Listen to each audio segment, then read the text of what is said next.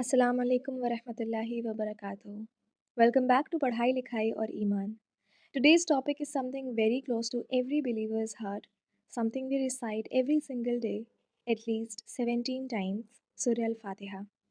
But have you ever thought, why do we recite it so often? Why did Allah make it a part of every salah, every prayer, every single day of our lives? Is it just a chapter for barakah? Or is it actually the secret of true success, both in this world and the next? Let's explore this surah today, deeply, reflectively, not just as words we recite, but as a manual of life that Allah revealed to guide our hearts. Al Fatiha, the opening. It's not just the opening of the Quran, it's the opening of our connection with Allah. It begins with Alhamdulillahi Rabbil Alameen. All praise is for Allah, the Lord of the worlds. The very first word, Alhamdulillah, teaches gratitude. Before we even ask for anything, Allah teaches us to praise Him. That's the first secret of success. True success begins with gratitude, not achievement. When you say Alhamdulillah in good and bad times, your mindset shifts from worry to trust. It's like telling yourself, even if I didn't get what I wanted, Allah gave me what I needed. And then, Rabbil Alameen, the Lord of all worlds. Allah reminds us that He is not my Lord only, He is the Lord of every creation, every world, every person. So when life feels unfair, remember the one who nurtures you is the same one who controls everything. That realization itself brings peace. And peace is the foundation of true success. Then comes Ar-Rahman Ar-Rahim, the most gracious, the most merciful. Why are these two names repeated so often? Because Allah wants to remind us again and again your journey to success will be full of mistakes, but His mercy is always greater. In your need preparation, in your MBBS studies, in your emotional lows, don't ever think I'm not good enough for Allah. Because Ar Rahman looks for effort, not perfection. That's the second secret of success. Don't give up because you failed. Come back because He forgives. And then, Maliki Yawmiddin, Master of the Day of Judgment. This verse balances everything. Yes, Allah is merciful, but He is also just. So, our motivation shouldn't only be hope, it should also be accountability. It's like preparing for a final exam.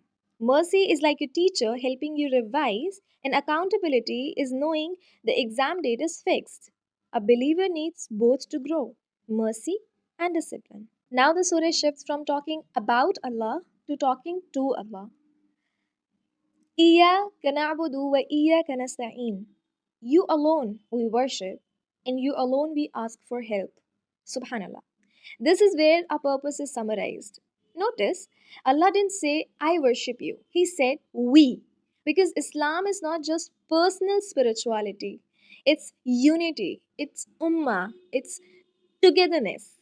And this verse defines success more than any motivational quote ever could. True success equals to worship plus seeking help from Allah.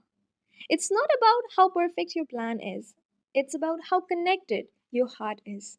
We plan, we study, we strive. But real strength comes when we say, Ya Allah, I can't do this without you. If you ever feel burnout or that your efforts are not enough, just remember this verse.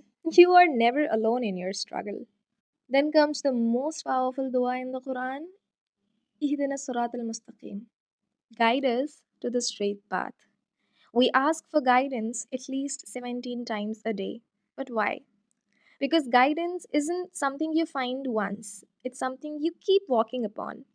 Every exam, every friendship, every decision needs guidance. Allah then explains what that straight path is, the path of those upon whom you have bestowed your favor. That's the path of the prophets, the truthful, the patient, the sincere. And then he warns us not of those who earned your anger, nor of those who went astray. This shows that success isn't just about reaching the goal, it's about reaching it the right way. Because you can achieve the world, but if it distances you from Allah, that's not success. So if you ever feel lost in your studies or in life, recite Ihdinas-Siraatal-Mustaqeem with sincerity, because that's the dua that turns confusion into clarity. This surah, if you notice, perfectly balances deen and dunya. It doesn't say success is about money or fame.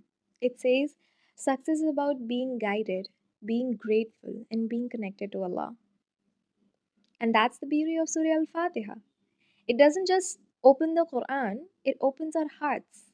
It reminds us that the real success isn't about how far we have gone, but about who we are walking towards.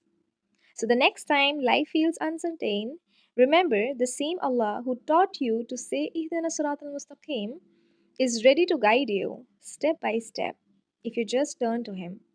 True success begins when we stop chasing the world and start seeking the one who created it.